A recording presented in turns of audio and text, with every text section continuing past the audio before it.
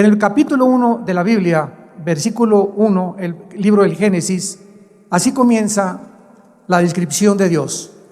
En el principio creó Dios los cielos y la tierra. Y cuando hablamos del principio, damas y caballeros, estamos hablando del origen y el principio del espacio, de la materia y del tiempo. Esto es muy importante. El tiempo tuvo un inicio y el tiempo va a terminar. Dios, el Dios de la Biblia, está fuera del tiempo de nosotros. Nosotros somos seres cuadridimensionales. Dios es un Dios hiperdimensional, que no está sujeto a las leyes a las cuales nosotros estamos sujetos. Él pertenece a la eternidad. Entonces, cuando hablamos de la eternidad, no estamos hablando del tiempo que se va a prolongar por secula seculorum, sino que estamos hablando de que el tiempo en el cual estamos nosotros viviendo, en un universo cerrado donde nosotros vivimos, va a terminar de acuerdo a la Biblia. Y al salir del tiempo donde nos encontramos nosotros, se inicia la eternidad, donde las almas de los seres humanos que en esta vida tuvieron la oportunidad de poder entender cuál era su significado y quién era Jesucristo, que nos vino a revelar al verdadero Dios, pasarán la eternidad con Dios. En muchos seminarios y en muchas escuelas a nivel universitario siempre surge esta pregunta: ¿y qué de las personas que nunca conocieron a Jesucristo? ¿Y qué de los budistas, de los musulmanes, de los Vedas, de los que jamás, los aztecas, los cheyennes, los sioux que fueron espiritistas, los egipcios que nunca oyeron hablar del plan de Dios? ¿Qué será de ellos? La Biblia tiene respuestas para todas estas incógnitas, y la Biblia nos ofrece la respuesta en Romanos 2, del versículo 12 al 14, donde dice que todas las personas que han muerto sin el conocimiento de Dios, que es la Biblia, van a ser juzgadas no por lo que está escrito, sino por sus conciencias. Entonces, hay dos tipos de personas: los que nunca oyeron hablar de Dios o de Cristo. Puedes tú clasificarlos como los indígenas o personas que crecieron. En mi padre, por ejemplo, nuestro padre era sumamente religioso. En nuestra casa jamás leímos la Biblia. Tenía un candado la Biblia, porque si no venía una persona clasificada a la religión a la que pertenecíamos, no la podíamos abrir, porque estaba prohibida leer la Biblia hasta 1962, que el Papa Juan XXIII permitió por primera vez, después de más de 18 siglos, que el pueblo podía leer la Biblia, en el Segundo Concilio Vaticano. Y desde 1962 hasta nuestros días, gracias a Dios, que son millones de católicos que están leyendo la Biblia y están viniendo al conocimiento verdadero de Jesucristo, el Hijo de Dios. Entonces, nosotros encontramos en la Biblia que hubo un principio creado por Dios, y fue los cielos y la tierra. Y cuando nosotros buscamos la ciencia en la Biblia, damas y caballeros, señores científicos, astrónomos, cosmólogos que nos están acompañando, hay más, escuchen esto, hay más evidencias científicas en la Biblia de la creación, de acuerdo a las primera y la segunda ley de la termodinámica, a las leyes de la genética, de la física, de los principios de la entropía, de la biología, de la arqueología, de la antropología, que lo que nos ofrece la pseudociencia fuera de la Biblia. Y es increíble. Antier estábamos mi esposa y yo con nuestros hijos en una ciudad en Estados Unidos, en el Museo de Ciencia de la ciudad de Dallas, Texas. Y ahí entramos, y desde que tú entras al museo te pone que venimos del producto de la evolución, que venimos de un huevo, que venimos de un proceso accidental, de una selección natural de las especies, y que de los dinosaurios nos convertimos en seres humanos, o de pescados en seres humanos, o de chivos, o de jirafas, etcétera, etcétera. Cuando la misma ciencia biológica, los mismos los aminoácidos que forman las células del cuerpo niegan, y la genética y el mismo ADN hace imposible la evolución. No existe absolutamente una sola prueba de un cambio, de una mutación a otra, de una especie a otra especie. Una sola mutación no existe de una especie a otra especie. Entonces, ¿qué es la teoría de la evolución? Es algo pseudocientífico, por eso se llama teoría.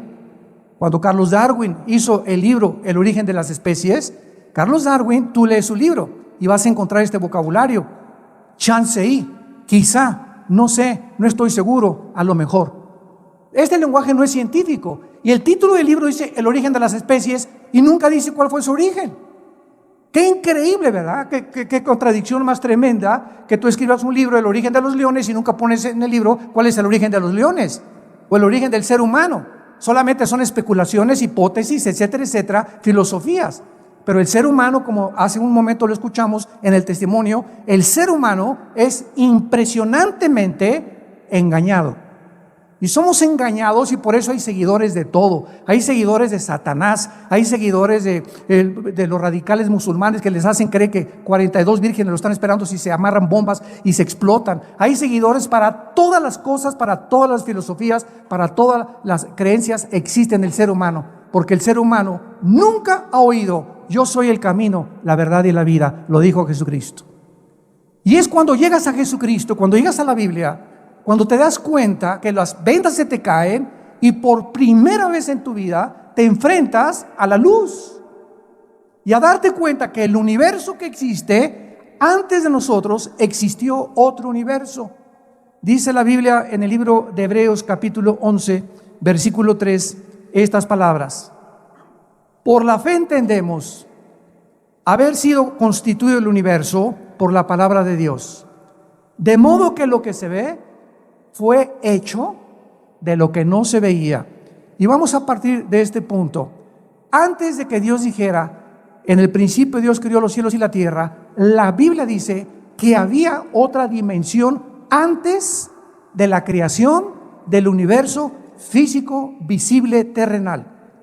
Y esta revelación no se puede obtener a través de la investigación científica, ni de la marihuana, ni con viajes de LSD, ni otros caminos equivocados. Para poder nosotros saber de dónde venimos realmente, quiénes somos, es Dios el Creador, el que tenía que bajar a este mundo hace 2000 años en la persona de Jesús y revelarnos y decirnos de dónde venimos, cuál es el propósito de nuestra existencia, quiénes somos y hacia dónde nos dirigimos. Y hasta que tú no tengas esta revelación, vivirás en filosofías. Vivirás especulando de una filosofía a la otra, de una botella a la otra, de una mujer a la otra, de un hombre a otro hombre, de una telenovela a otra telenovela, siempre buscando sin encontrar, y morirás exactamente como tú naciste. Naciste de las tinieblas, vivimos en tinieblas y muchos regresan al morir a las mismas tinieblas donde toda su vida nunca vieron la luz. Entonces, antes de que nosotros existiéramos, existía un mundo invisible de criaturas que la Biblia les llama ángeles, serafines y terafines y querubines. Y estas 4 especies que la Biblia menciona realmente son las criaturas que siguen actuando en el mundo donde estamos. Y la Biblia nos revela que estas criaturas que fueron creadas antes que nosotros tienen acceso al mundo físico terrenal donde tú y yo nos encontramos. Pero como el ser humano no entiende quiénes son estas criaturas, les llama los ovnis y los extraterrestres. Y estamos tratando de hacer contacto, como dijo el exastrónomo ateo Carlos Sagan. Si Dios nos hubiera dejado un mensaje más claro, pudiéramos creer en él. Pero la respuesta es que Dios se esconde precisamente del mundo físico terrenal para que no lo descubras a través de tus 5 sentidos, porque Él es espíritu. Y si quieres descubrir a Dios, tu espíritu tiene que nacer de nuevo. Y entonces comenzarás la búsqueda y la aventura más grande en la cual Dios nos ha puesto en este mundo. La Biblia nos muestra claramente en el libro de Job capítulo 38 que estos ángeles estuvieron presentes cuando Dios estaba, escucha esto, qué maravillosa es la Biblia, cuando Dios estaba tomando las medidas del planeta Tierra, cuando Dios estaba midiendo la distancia que la Tierra tenía que tener entre el Sol, cuando Dios creó la Vía Láctea, donde nosotros nos íbamos a mover en un pequeñísimo planeta llamado la Tierra, cuando Dios calculó que el movimiento de la Tierra fuera exactamente en 24 horas y que no hubiera nada, ninguna fuerza física que le hiciera hacia la Tierra, que la ley física donde dice que la velocidad de la masa es proporcional a la velocidad que se le impone. Si yo tengo una canica y le hago así, la canica sale disparada, pero la canica se tiene que detener, porque la fuerza que yo le puse tiene que tener un momento en el que tiene que detenerse. Si tú lanzas un balazo, sale la bala y la bala tiene forzosamente que hacer una parábola y caer, o una flecha también. La pregunta a los científicos es, ¿quién hace que la Tierra no pierda su velocidad? ¿Quién permite que la Tierra gire a la misma velocidad? Y nos vamos al mundo microscópico y encontramos el mismo fenómeno. Todo está compuesto de átomos, electrones y neutrones, y protones alrededor de un átomo. ¿Quién le da esa velocidad para formar a la materia? ¿Y quién inició eso para formar precisamente lo que se conoce como el mundo material? Bueno, estas respuestas, vuelvo a repetir, no pueden obtenerse a través de la investigación científica, porque va mucho más allá, señores ateos que nos escuchan, trasciende la comprensión y el cerebro de ostra que tenemos nosotros. El cerebro de caracoles, somos seres humanos limitados, intelectual, inteligentemente. No podemos rebasar la línea de inteligencia que Dios nos dio, porque los que han querido hacer esto se han vuelto locos. Como el ateo Friedrich Nietzsche, el alemán, que dijo que Dios estaba muerto. Y como Jean-Paul Sartre, el ateo francés que escribió La náusea y el muro en los 60s, que se le llamó el padre del existencialismo, en su libro de La náusea, concluyó: todo es una náusea en la vida, todo apesta, el mundo está descomponiendo, nada vale la pena. Y veo la vida como un muro que se pone enfrente de mí y que no puedo pasar más allá, porque querían estos ateos, con su mente limitada, entrar a la dimensión espiritual que no se puede penetrar más que con el conocimiento del Espíritu de Dios. Y esta es la razón y la respuesta por la cual el mundo se encuentra como se encuentra. Vemos aquí en el libro de Job capítulo 38, que dice el versículo 4, y por cierto, el libro de Job fue escrito en la misma antigüedad que el libro del Génesis. Es el libro más antiguo de la Biblia, junto con el Génesis, el libro de Job. Y dice así: ¿dónde estabas tú cuando yo fundaba la tierra? Versículo 4, házmelo saber si tienes inteligencia. La respuesta es que ningún ser humano, ninguno de nosotros, estuvo presente cuando Dios comenzó a tomar las millas de la tierra, cuando le dio el movimiento de traslación alrededor del sol, cuando Dios formó las 4 estaciones para que la tierra pasara junto al sol en determinadas fases, para tener primavera, verano, otoño, invierno, para que hubiera agua, para que hubiera paisajes, para que hubiera pájaros, para que hubiera montañas, para que hubiera un cielo. Los cielos cuentan la gloria de Dios y el firmamento la obra de sus manos. Y Dios diseñó todo para que, aunque no tuviéramos el Espíritu vivo, pudiéramos con nuestra conciencia poder concluir con honestidad intelectual: este diseño que existe a nuestro alrededor es imposible que haya sido hecho por un accidente. Como dijo Isaac Newton, que por cierto era cristiano, Newton, cuando postuló las leyes de la gravedad: es increíble la forma en las que las galaxias no chocan unas con otras. Y es increíble que en toda la Vía Láctea no exista la vida que existe en el planeta Tierra, y muchos hasta se quieren ir a la luna de miel. Imagínense nada más. Prefiero la Riviera Maya 1000 veces que la luna. Dice el versículo 5 el libro de Job: ¿quién ordenó sus medidas, si lo sabes? La tierra tiene una medida perfecta en toda su periferia, tiene los paralelos, todo lo que existe en la tierra, todo lo que está en el ecuador, la forma como Dios puso el ozono para que los rayos ultravioleta del sol no penetraran directamente al mundo, la composición de el aire que respiramos, casi es un 90% nitrógeno, con oxígeno, con otros gases. Voy a cualquier otro lado y si no tengo esta composición exacta de lo que respiro, me muero. Todo está perfectamente bien calculado para que, vuelvo a repetir, honesta e intelectualmente pueda una persona decir: hay algo que trasciende mi existencia, voy a buscarlo y lo voy a tratar de encontrar. Y la Biblia te promete que lo buscarás con todo tu corazón y lo vas a encontrar, porque es Jesucristo. Ni Buda, ni Mahoma, ni Confucio, ni Yasser Arafat, ni ningún otro líder religioso en el mundo te puede dar las respuestas que tuvo Jesús, porque Jesús comprobó que Él era realmente el Hijo de Dios a los 3 días haber vencido la muerte y haberse levantado de la tumba y decirles: yo soy la resurrección y la vida.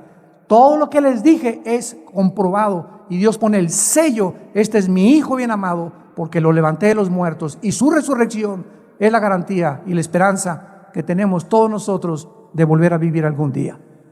Si Jesús no hubiera resucitado de los muertos, comamos, damas y caballeros, y bebamos, y como dicen, el que no tranza no avanza. Vivamos como los demás, porque vamos a acabar en la tierra y ahí se acabó todo. Pero si hay un propósito detrás de nuestra existencia, si somos agentes morales responsables de nuestra vida, tenemos nosotros que entender que vamos a dar cuentas a Dios algún día en el día del juicio. Y cada palabra que tú has dicho en toda tu vida, cada pensamiento, todo lo que hemos hecho y lo que dejamos de hacer, será traído algún día a toda la eternidad. Dichosos y felices los que mueren en Cristo, porque han descansado de sus obras, y cuando mueran, el juicio lo llevó Él en la cruz en nuestro lugar. Ya no tienes que ser juzgado cuando mueras, si tú en esta vida y en esta mañana aceptas a Jesucristo como tu Salvador. Y continúa aquí en el capítulo 38 de Job, sobre qué están fundadas sus basas. En otras palabras, hace 4000 años, damas y caballeros, Dios preguntaba, ¿qué la tierra sobre qué está sostenida? ¿Se acuerdan ustedes esos libros donde ponían a una tortuga y en la tierra arriba? Yo creo que todavía en kinder me acuerdo de ver esas fotos que nos enseñaban los maestros, o ponían a Charles Atlas cargando la tierra, porque los científicos no podían entender quién sostiene la luna, cómo es posible que estén flotando en el espacio y que tenga un movimiento perfecto la tierra. Ya Dios lo preguntó hace 4000 años. A ver, los inteligentes, ¿sobre qué está fundada la tierra? ¿Qué cimientos tienen y por qué no se cae en el espacio? Y el versículo 7, el que nos interesa, dice así: cuando alababan todas las estrellas del alba y se regocijaban todos los hijos de Dios. En otras palabras, los hijos de Dios son los ángeles en el Antiguo Testamento, tanto los malos, como lo vamos a ver, como los que se quedaron fieles a Dios.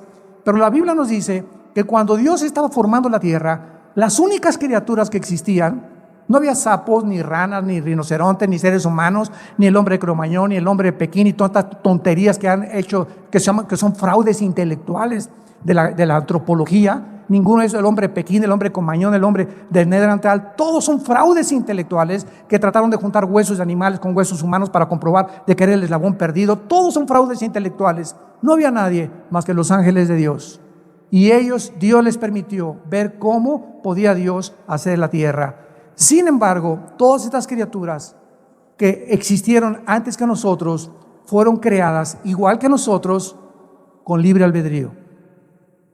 No hay una sola criatura que Dios haya creado en el universo como un robot, que le dio cuerda para que le dijera: te amo, te amo, te amo.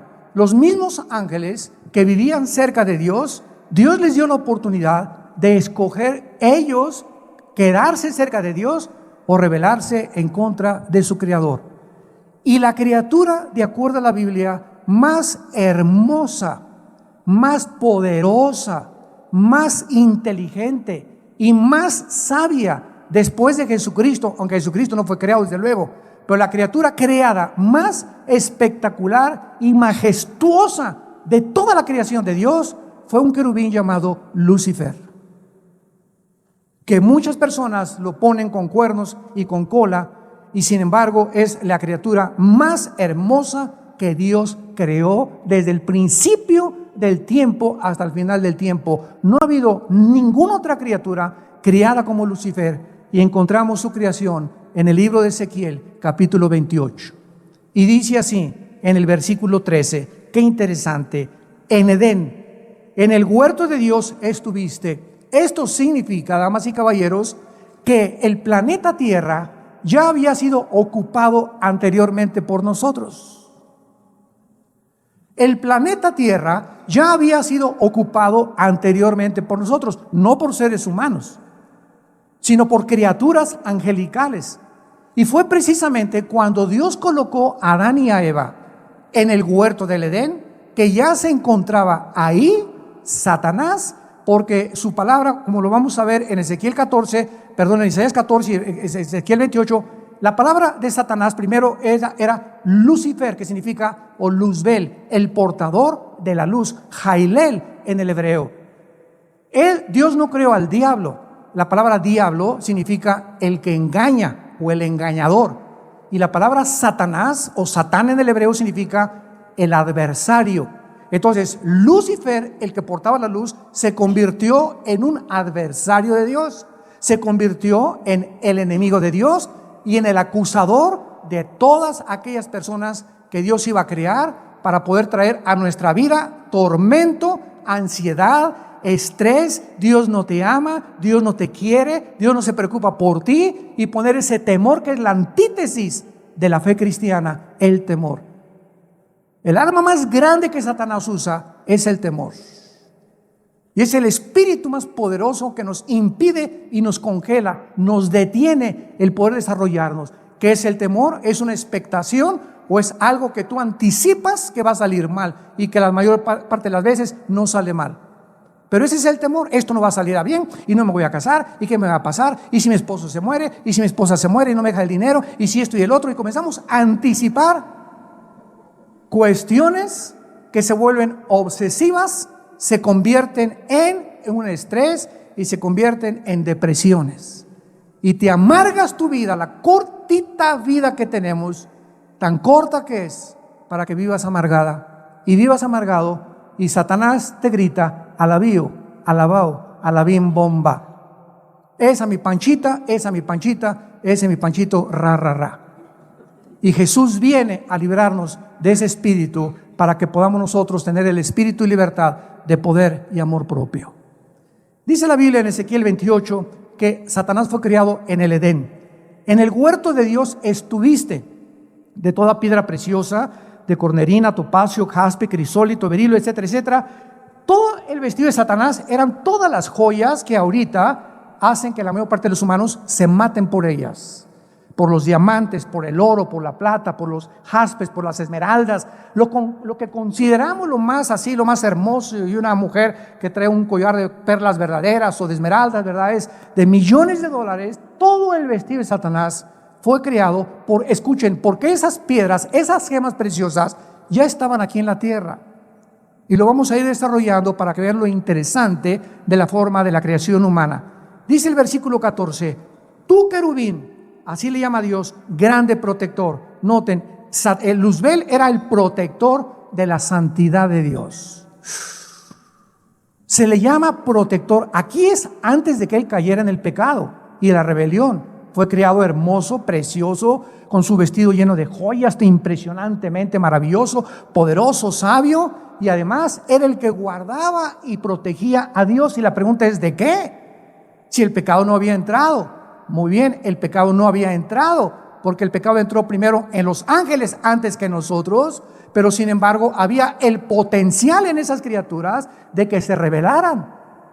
Entonces Dios sabía que al haber creado esas criaturas, Él corría el riesgo de que muchos de ellos le dijeran: no queremos seguir contigo, como muchos seres humanos lo han hecho actualmente. No queremos tus leyes ni tus 10 mandamientos. Déjame a mí hacer mis mandamientos. Yo no quiero tener nada contigo, Dios. Para mí tú no existes. Yo soy Dios, yo me crié, yo soy el que pongo mis leyes morales, mi código de conducta. Y es la misma actitud que muchos seres humanos tienen, sin considerar que esta actitud la tuvieron los ángeles antes que nosotros. Y dice la Biblia que a ellos Dios no los perdonó. A ellos, cuando se rebelaron, no los perdonó Dios. Dice 2 de Pedro: ¿y por qué a nosotros sí? La pregunta es, y la respuesta es: porque ellos veían a Dios y nosotros no lo podemos ver, creemos por fe. Esa es la grande diferencia. Por eso ellos no tuvieron perdón, y por eso ahora Dios quiere y diseñó que el que quiera seguirlo a Él sea por la fe, sin tener necesidad de ver nada, confiando en lo que nos dice en la Biblia. Y sin esta fe, sin esta confianza que tú tengas en Dios, es imposible que tú camines con Dios, ni que le agrades a Dios, ni que Dios pueda hacer nada por tu vida. Tú puedes ayunar 8 días y revolcarte en el suelo y gritar y llorar y ponerte ceniza y golpearte y ponerte carbones, y Señor, a Dios no lo mueven nuestros sentimientos ni nuestras emociones. A Dios lo mueve la fe, y sin fe es imposible agradar a Dios.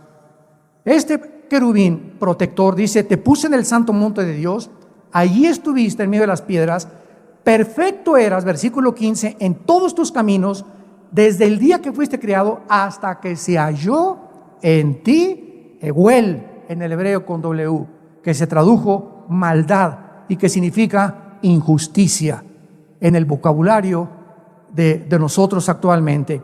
Y en el versículo 17 se nos manifiesta la razón de la caída de Lucifer. Se enalteció tu corazón a causa de tu hermosura.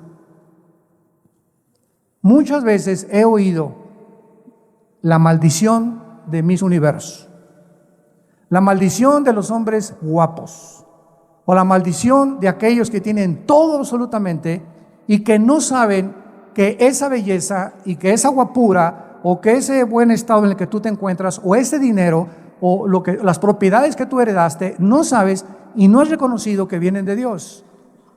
Y comienza el ser humano a creerse y a despreciar a los demás, porque anda con guaraches, porque nació con cara de sapo tu vecino, porque otro tiene orejas de coliflor, otro nació pelón, otro chaparro, etcétera, etcétera. Y ninguno de nosotros escogimos nacer como nacimos.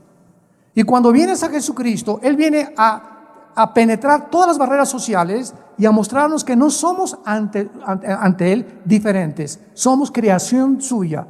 Y no hay griego, ni judío, ni italiano, ni indígena, ni negro, ni amarillo, ni café, como les llaman ahora a los paisanos allá a Estados Unidos, les llaman los cafés, ¿verdad? O los blancos. Todos somos absolutamente creados y todos tenemos la imagen y semejanza de Dios y todos fuimos creados a su imagen. Y hay de aquellos que son racistas, que es uno de los pecados que más vino a combatir el Hijo de Dios. El desprecio por las clases más pequeñas, el desprecio que porque lávame los zapatos y que aquí, quítate, India fea, India bruta, India María, sáquese de aquí. Y cuando comenzamos a tener esa actitud ante los demás y comenzamos a tratar a las personas como cosas y no como criaturas de Dios, es cuando comenzamos a enorgullecernos y cuando comenzamos a ver que la gracia de Dios se aleja de nuestra vida. Porque la Biblia dice, el que se acuerda del pobre se acuerda de Jehová de los ejércitos. Y cuando tú le niegas un saludo, o cuando tú en tu iglesia o en tu casa recibes a los mejores vestidos y pones a los peores vestidos hasta atrás porque te avergüenzas de ellos, ten mucho cuidado con tu cristianismo, porque eso no es cristianismo, eso es racismo y orgullo social, intelectual que tienes todavía arraigado en tu corazón. Muy bien, en Isaías 14 nos brincamos de Ezequiel y encontramos en Isaías 14 la caída de Satanás. ¿Y qué es lo que en este planeta Satanás, y cómo sabemos que él estuvo aquí? Para tener más confirmación. Dice Isaías 14, versículo 12. ¿Cómo caíste del cielo? Oh lucero, ahí está el nombre de él. Lucifer, Heilel en el hebreo. ¿Cómo caíste del cielo, lucero, hijo de la mañana? Cortado fuiste por tierra, tú que debilitabas a las naciones. O sea, antes de nosotros ya había naciones aquí en el mundo formadas por ángeles, y el mundo había sido dividido de diferentes formas por los mismos ángeles. ¿Cómo lo sabemos? Dice el versículo 13, tú que decías en tu corazón, subiré. ¿Cómo puedes subir? Cuando subes o bajas. Cuando subes es para arriba, ¿no? Cuando bajas es hacia abajo. O sea que Satanás se encontraba abajo del cielo, y entonces aquí fue en la tierra donde él planeó el pinochetazo. Fue en este planeta, antes de que nosotros pudiéramos ser, y cuando Dios volvió otra vez a recrear el planeta Tierra, como lo vamos a ver, que Satanás desde este mundo planeó subir al cielo y dijo, no, yo voy a ir allá al trono de Dios y lo voy a asaltar, y planeó, ¿verdad?, sus ángeles, vamos a dar el pinochetazo, el golpe de Dios, y dice Satanás, junto a las estrellas de Dios. Y había estrellas antes que nosotros. Cuando yo oigo muchos cristianos que dicen que el universo tiene 6,000 años o no pasa de 10,000 años, bueno, ni siquiera la misma arqueología ni la astronomía nos permiten concluir con eso. El potasio argón, el carbono 14, la radioactividad, que son de los 96 métodos científicos para probar la antigüedad de la Tierra y de las cosas, tienen una aproximación de 13 a 17 millones de años que el planeta Tierra existe. Los mismos dinosaurios, los mismos huesos que han aplicado el carbono 14 a los dinosaurios, está comprobado que los dinosaurios no formaron parte de nuestra creación. Ellos vivieron en el mundo antes que nosotros.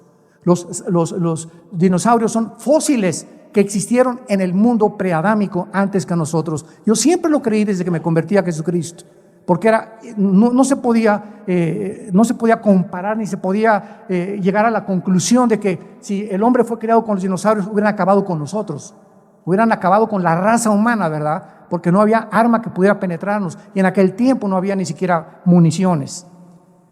Levantaré mi trono, dijo Luzbel, y en los montes del testimonio me sentaré a los lados del norte. Sobre las alturas y las nubes subiré y seré semejante al Altísimo. Cuando un ser humano, igual que los ángeles, concluye con esta filosofía, yo voy a ser como Dios, no necesito a nadie, yo tengo la sabiduría para ser padre, para ser esposo, para manejar mi negocio, para administrar, para vivir, yo sé lo que es bueno y lo que es malo. Si te quieres casar hombre con hombre, que se casen, mujeres con mujeres, que se casen, pero cada quien haga su vida como quiera. Este relativismo moral en el que la sociedad se encuentra es la razón por qué hemos violado los códigos de conducta y de moral del Dios de la Biblia. Porque nos hemos alejado y nos hemos convertido en dioses. Y ese pensamiento luciferiano, satánico, es el que Él penetra en tu corazón, haciéndote creer que tú puedes vivir independiente de tu Creador. Y por eso tu vida se encuentra en la condición en la que se encuentra, porque separados de Él, nada podemos hacer. Cuando Él fue arrojado entonces aquí a la tierra, y aquí planeó todo lo que quiso Satanás, vemos nosotros en segundo lugar que por millones de años antes que nosotros reinó la oscuridad. Y cuando llegamos a Génesis capítulo 1 versículo 2, encontramos lo siguiente, que es lo que contradice el versículo 1. Y ese ha sido el debate teológico en los últimos 50 años, o tal vez desde hace más siglos. Y la tierra estaba desordenada y vacía. Y vemos más adelante en Jeremías que Dios no creó la tierra desordenada y vacía. ¿Qué pasó entre el versículo 1 y el versículo 2? Y la tierra estaba hecha un caos, dice en el original hebreo, tohu bohu. Y las tinieblas estaban sobre la faz del abismo. Vemos nosotros desorden, caos, tinieblas, y el Espíritu se movía sobre la faz de las aguas. Todo este lenguaje, tinieblas, caos, desolación, no son palabras que están asociadas con la luz de Dios. Y Dios no crea nada absolutamente en tinieblas. ¿De dónde surgieron estas tinieblas? En el versículo 1 y dice en el hebreo, a ver si me acuerdo cómo dice, Bereshit Elohim bara ha-samayim ha-eretz. Así dice en el hebreo, en el principio Dios creó los cielos y la tierra. Y esa palabra eretz es tierra sin agua, tierra seca. Y en el versículo 2 aparece la tierra envuelta en agua. Y Dios tuvo en los días que pasaron separar el agua y crear la atmósfera, que se queden el 80% de los mares en la tierra y casi un 25-30% de tierra. ¿Quién cubrió a la tierra con agua? ¿Quién cubrió a la tierra con tinieblas? Y esto fue entre el versículo 1 y el versículo 2, la rebelión que tuvo lugar en el cosmos, de la cual muchos no pueden todavía querer aceptar. Algo sucedió entre el versículo 1 y el versículo 2. Y entonces los ángeles se podían haberse preguntado, ¿ya se olvidó Dios de lo que Él iba a hacer y en su plan? El silencio de Dios confundía a los mismos ángeles, y la oscuridad era universal en este planeta porque la tierra pertenecía a Satanás. En Lucas 4, 6 al 7, Satanás le ofrece a Cristo y le dice, yo te entrego los reinos y la gloria de este planeta si te hincas y me adoras. Y Cristo no lo reprendió diciéndole, mentiroso, no es tuyo, sino simplemente le dijo, al Señor tu Dios adorarás y a Él solo servirás. Cristo reconoce que Satanás está como regente de este planeta todavía. Y más adelante en Juan 16:11, Cristo le llama a Satanás el príncipe de este mundo. Jesucristo, el Hijo de Dios, al bajar a este planeta, le otorga a Satanás un título de realeza, príncipe. No le dijo, eres un siervo nacido de huevo podrido, eres un príncipe, le dijo. O sea, ¿qué es un príncipe? Es exactamente el escalafón antes de llegar a ser rey. Él era el rey de este planeta, y cuando pecó bajó a ser príncipe nada más, y por algún asunto misterioso que vamos a tratar en esta teodicea teológica, de entender por qué Dios le sigue permitiendo a él controlar esto hasta que muere Cristo en la cruz y le vence con su sangre, y nos da a nosotros los cristianos el poder sobre él y sobre todos sus demonios, porque mayor es el que está entre nosotros que el que está en el mundo, y él está aquí en el mundo todavía.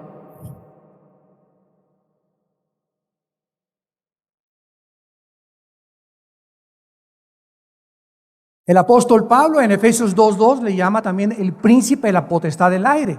Y es interesante que la palabra aire es atmósfera, aer en el griego.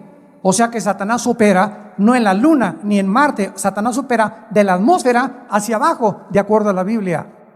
¿Y qué hay de la atmósfera hacia abajo? Qué interesante que de la atmósfera hacia abajo opera el espectro electromagnético. ¿Qué es el espectro electromagnético? Cuando Dios dijo, y que sea la luz. Entonces, ¿qué es la luz? Los mismos científicos no pueden definir la luz, pues es un fluido de electrones. Es algo que corre nada más, ¿verdad? Pero es inexplicable, no se puede determinar realmente qué es la luz. Y cuando vemos nosotros que el espectro electromagnético es lo que rodea la Tierra y hace posible que ahorita yo con el micrófono, ustedes me escuchen, hace que viaje el sonido en ondas.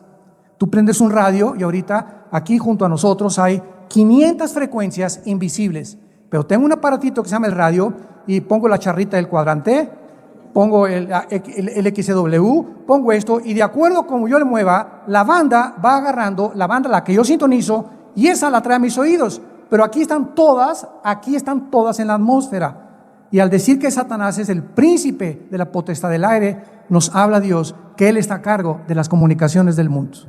Programas de televisión, programas en el cine, programas en el radio, telenovelas, Él está controlándolo todo. Oremos por todas las estaciones y los programas cristianos que existen para contrarrestar el veneno de Satanás. Miguel, tal vez el arcángel, le pudo haber dicho a Dios, ¿verdad? Bueno, ¿qué pasa, Señor? ¿Qué es lo que sucede? Y de repente dice en Génesis 1, versículo 3, y dijo Dios, que sea la luz. Y Dios que hizo que la luz resplandeciera de las tinieblas, es el que ha hecho resplandecer nuestros corazones a la imagen de su Hijo Jesucristo.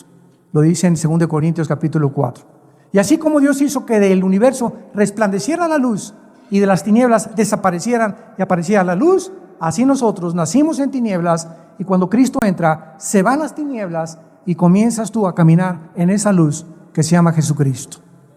Que sea la luz, y vio Dios que la luz era buena. Versículo 4, Génesis 1. Y separó Dios la luz de las tinieblas. Hubo la necesidad del Eterno de separar una de otra cosa, para que no dijéramos las tinieblas son luz y la luz son tinieblas. El relativismo filosófico del siglo XXI, que a lo malo le llamamos bueno y a lo bueno le llamamos malo. Como una vez que el presidente Reagan aterrizó en Washington y se acercó un periodista y le dijo, ¿usted qué opina del homosexualismo? Y contestó el presidente Reagan, ¿verdad? Bueno, es pecado. Y entonces el periodista le contestó, bueno, eso es lo que usted piensa, pero para mí no es pecado. Y el presidente Reagan le volvió a decir, ¿sabe una cosa, amigo? Que realmente y finalmente no es lo que usted piensa ni lo que yo pienso, sino lo que dice Dios. Dios condena el homosexualismo en la Biblia. Entonces no es lo que tú piensas, ni lo que la doctora Corazón, ni el doctor en sexualismo, ni el psiquiatra, ni el psicólogo. Es Dios el que establece las leyes morales del hombre. Y Dios trajo a Adán y le trajo a Eva, no le trajo a Carlos ni a Pepe. Hace poco tuvimos un debate y quiero decirles que al mismo tiempo que Dios condena el homosexualismo, Dios ama a los homosexuales. Dios ama a los homosexuales. ¿Por qué? Porque son criaturas hechas a la imagen y semejanza de Dios, pero ellos tienen que ser confrontados y entender que es un camino equivocado. Simplemente es todo. Así como el robo, como el asesinato, como el divorcio, cuando por adulterio, todos son pecados que Dios condena y que hay perdón en la sangre de Jesucristo. Y hace poco una reunión, ¿verdad?, que hubo de gays. Siempre me dicen, es que la Biblia, usted es un religioso, vamos a hacer a un lado la Biblia, les dije, vamos a hacerla a un lado y vamos a las leyes naturales. Y le pregunté a esta pareja de muchachos que estaban casados que quieren adoptar un niño, les dije, ¿por qué no tienen ustedes el niño? ¿Por qué? Porque lo tienen las mujeres. Ah, ¿verdad? Entonces las mujeres son máquinas nada más de parir para ustedes. Entonces, ustedes se casan y van a comprar un niño que lo paran las mujeres. Y le dije, cuando el niño crezca a los 7, 8 años de edad, en la primaria, que son los niños más crueles y sanguinarios, a esa edad, con el famoso bullying, le van a preguntar, ¿cómo se llama tu mamá? Pepe, y tu papá Carlos. Y yo les dije, mira, no hay ningún problema, si quieren hacer eso ustedes, háganlo, pero ¿por qué tienen que arrastrar a los niños? ¿Por qué tienen que manchar psicológicamente una criatura que es inocente? El día te va a preguntar también, ¿no tuviste mamá, papá? ¿Y qué le vas a contestar? Le dije, sí, tengo mamá. Y yo, ¿por qué no tengo mamá? Te va a contestar tu hijo o el que adoptaste. ¿Y por qué yo no tengo mamá? Porque a mí me niegas el derecho a tener una madre como tú la tuviste. Y si siguiéramos ese camino, como les dije, olvidemos ya de la Biblia y la religión, la misma naturaleza nos da testimonio. El león con la leona, el jirafo con la jirafa, el perro con la perra, el gato con la gata. Si no hubiera los sexos, no hubiera reproducción, el mundo acabaría en un caos. Dios establece la familia como el cimiento y el fundamento más grande. Y esto es el síntoma de descomposición más grande que cualquier sociedad pueda tener cuando se legalizan estas cosas. Somos una sociedad que estamos precipitando nuestro camino a los juicios de Dios. Y no nos espantemos de los temblores, los terremotos y los tsunamis y los vendavales y los incendios y lo que está pasando en el mundo y le echamos la culpa a Dios. cuando es el pecado de nosotros lo que hace que la naturaleza se vuelva nuestra enemiga. Y finalmente Dios, en medio de este caos, crea al ser humano.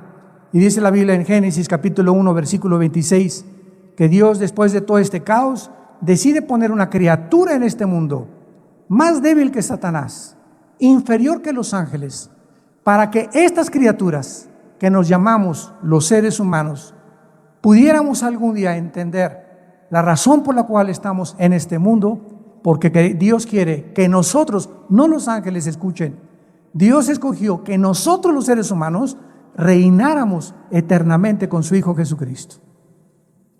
Y Él va a venir, ya no tarde en venir Jesús otra vez en su segunda venida a establecer el reino milenial, donde nosotros tendremos las vacaciones durante 1000 años y será cambiada la ecología del mundo, las rosas no tendrán espinas, el león se acostará con el borrego, las culebras no tendrán veneno. Todo esto que ha manchado la creación, cuando el hombre, la primera pareja, se rebela contra Dios, es lo que Dios va otra vez a reestructurar y va a reformar para que nosotros comprendamos que valió la pena vivir y creer en el Hijo de Dios. Dice la Biblia en Génesis 1:26 que Dios dijo: entonces hagamos al hombre a nuestra semejanza, y señorea en los peces del mar, en las aves de los cielos y en todo animal que se arrastra sobre la tierra. Damas y caballeros, ¿cuál es la diferencia entre los hombres y los animales? Una vez mi esposo y yo, cuando llevamos a nuestro hijo Caleb al pediatra, nos dijo que la cola, y nos dijo: mira, aquí atrás en el coxis, ¿verdad? Hay como un hoyito que antes teníamos, ahí estaba la cola. Y era un pediatra, ¿verdad? Me reservo su nombre, de los más prestigiados que hay en México. Le dije: con todo el respeto que usted se merece, gracias a Dios que la Biblia es el único libro de los billones de volúmenes de literatura que existen en el planeta Tierra que nos dice que la única diferencia entre nosotros y los animales es el espíritu. Esta es la dignidad que tenemos. Nunca he visto un grupo de conejos adorando a Dios. Ni Chita, ni sus padrinos, ni sus hermanos, ni sus primos de Chita tampoco. Y cuando te dicen en la escuela que tú vienes del chango, dile a tu maestro que a quién se parece él. Tenemos 6,000 años, 6,500 años aproximadamente de que el ser humano está aquí en ese planeta de acuerdo a la Biblia, y en todo este tiempo no ha habido una sola evidencia de una mutación de una especie a otra especie. Hemos sido siempre seres humanos, los peces han sido siempre peces con su sistema branquial, las chivas han tenido sus garras para vivir siempre en las montañas, las aves siempre han tenido sus alas para vivir en el espacio. Dios diseñó 4 cuerpos, los cuerpos del ser humano, los cuerpos de los peces, los cuerpos de los animales terrestres y los cuerpos de las aves. 1 Corintios capítulo 15 del 50 en adelante. Y de ahí en adelante nos damos cuenta que la Biblia tenía razón. La Biblia es más moderna que la ciencia y el periódico de mañana en la mañana. Y ahí la tienes en tu casa. Y tú viendo todavía el Calimán y Jóvenes y Ricas. Qué triste, ¿verdad? Dios pues crea al ser humano para que conociéramos a Dios, para que lo buscáramos con todo el corazón. Y entonces, como el ser humano nació muerto espiritualmente, somos un espíritu, tenemos un alma, vivimos dentro de un cuerpo. Esta es la forma como Dios diseña los elementos tuyos y los míos. Somos espíritu, tenemos un alma y vivimos dentro de un cuerpo. Cuando la primer pareja se rebela contra Dios, mueren espiritualmente, y de Adán a nuestros días, dice la Biblia que nacimos muertos espiritualmente. Y entonces el hombre, por traer la imagen y semejanza de Dios en el alma, ¿qué es el alma? La mente, la voluntad, el intelecto, los sentimientos y las emociones. El ser humano, al descubrir que hay algo que trasciende, los egipcios enterraban a sus muertos con comida. No hay una sola tribu, una sola civilización en la historia que no haya creído que algo trasciende en el más allá la vida humana. Todos los indios, los Sioux, los Cheyennes en Estados Unidos eran espiritistas. Todos han creído que hay algo por ahí. ¿Qué es la brujería? Es una forma equivocada de hacer contacto con el espíritu Cuauhtémoc o con el espíritu de tu madrina o con comunicarse con el más allá, porque algo nos dice que hay algo que trasciende esto. Y esta es la razón por la que se inventaron las religiones. ¿Qué son las religiones? Son sustitutos y caminos inventados por nosotros para poder idear la forma de cómo reconectarnos con la fuente de energía que es Dios. Y todas las religiones, sin ninguna excepción, tienen el mismo común factor denominador. todas las religiones enseñan que para conectarte con Dios necesitas portarte bien y hacer sacrificios. De alguna forma, algún sacrificio. Y cuando vienes a Cristo, nos muestra la Biblia que no necesitamos portarnos bien, que así como estamos de sucios con tu homosexualismo, borracho, parrandero y jugador, tuviste 5 abortos, eres un mentiroso, eres esto, eres el otro, eres un adúltero. Así como estamos, Dios nos ama y nos quiere perdonar en esta mañana desde una cruz. Este es el mensaje del Evangelio, que Dios muestra su amor para con nosotros en que estando en la condición en que estamos, nos ama. No nos dice Dios, vete a la vida y vuelta y después hablamos. O no comas en un mes y después hablamos. O mira, métete de monja o métete de monje. Dios, ese no es el mensaje de la Biblia. Dios dice, así como estás, te amo. Y lo único que necesitas hacer es lo siguiente: creer que en esa cruz yo di mi vida por ti y estoy pagando una cuenta que tú nunca pudiste pagar, ni con lo mejor que te pudieras portar, ni con los sacrificios que pudieras hacer. Yo lo hice todo en una cruz. Y cuando yo entre a tu vida, escúchame muy bien, cuando yo entre a tu vida, dice Dios, yo tengo el poder para cambiar tu vida y llevarte por el camino de la verdad, el camino de la justicia, el camino de la santidad. Porque separado de mí jamás lo podrás obtener. No es por obras para que nadie se gloríe, es por la gracia de Dios, la salvación en Jesucristo. Y por eso la palabra de la cruz es locura al que se pierde, porque este mensaje choca contra el orgullo humano. El orgullo humano dice, no, yo tengo que hacer algo para que me acepte Dios. Voy a dar mi dinero para construir 10 asilos y voy a construir orfanatorios. O me voy a meter, como les digo, en un colegio de monjitas en la antigua Guatemala. Me invitaron y me dijo uno de las personas que me invitó a dar conferencias a estas monjitas, la Madre Superiora quiere hablar con usted. Con mucho gusto. Le dije, yo amo a las monjitas y me encanta estar con ellas y hablarles de Cristo. Y le dije a la Madre Superiora, ¿por qué están aquí encerradas? ¿Cómo que por qué estamos encerradas? Trae una Biblia. Y me dijo, sí. Le dije, tráigame la Biblia católica, Mateo 28, 19 al 20. Id y predicar el Evangelio. ¿Qué hacen aquí? ¿Qué hacen aquí? Le dije, hace poco estuve con un convento también con unos monjes, ¿verdad? Y les dije, ¿qué hacen aquí? El mensaje de Dios es que salgamos al mundo a predicar. Aquí encerradas, ¿cómo van a predicarle a nadie Cristo? Pues es que nos enseñaron que aquí encerradas encontramos a Dios. ¿Quién les enseñó eso? No está en la Biblia. Ya ve, María Purísima comenzó la maquita a persinarse, ¿verdad? Y recibió a Cristo, gracias a Dios. Esta mujer hace 7 años estuve con ella. Y tengo a veces correos de ella donde me dice que ella quiere ya verdaderamente seguir a Jesucristo. Claro que se salió a los 6 meses, salió, ya no está en el convento.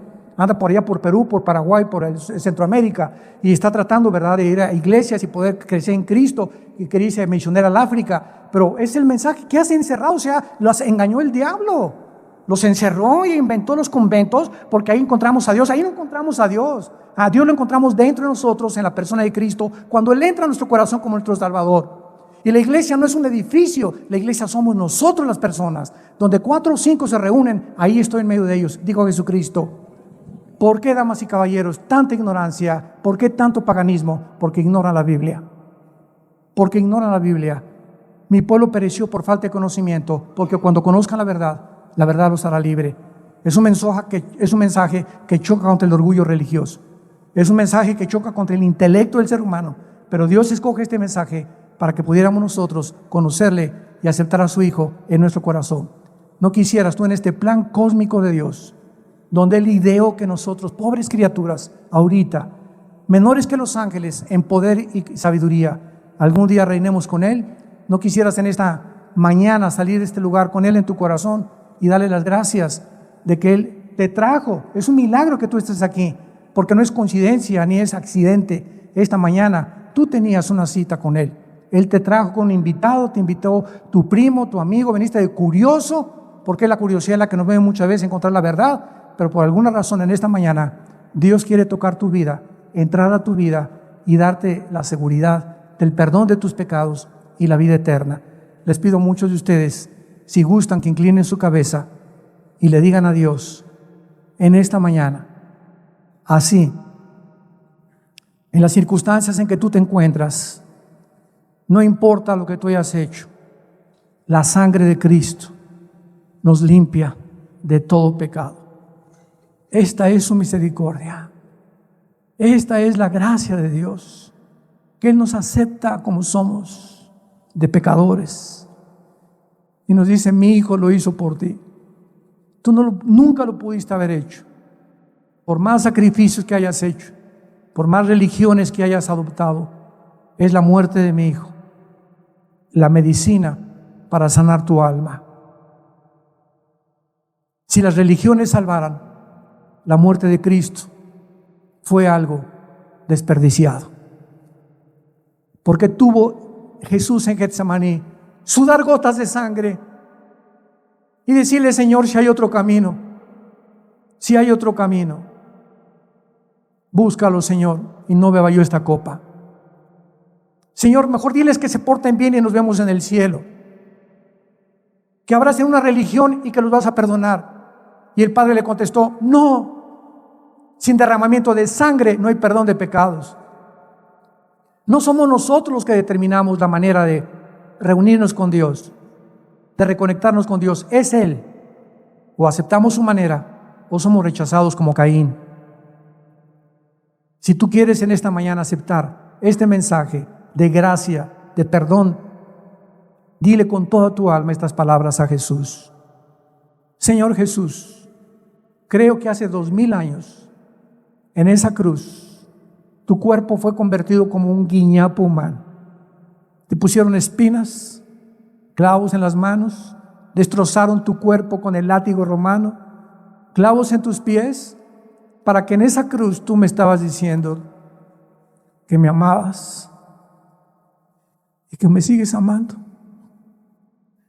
Te pido, Jesús, que en este instante entres a mi vida. Gracias por tan grande perdón que no merezco, pero he comprendido que es por tu gracia, que tú me lo estás regalando sin que yo tenga que hacer nada más que creer en ti. Pero ahora he comprendido también que al creer en ti, que pagaste en mi lugar con tu sangre, me darás al Espíritu Santo para que me dé el poder de vivir para ti, de cambiar mi corazón y de transformar mi vida. Gracias por tan grande amor. En el nombre de Jesús.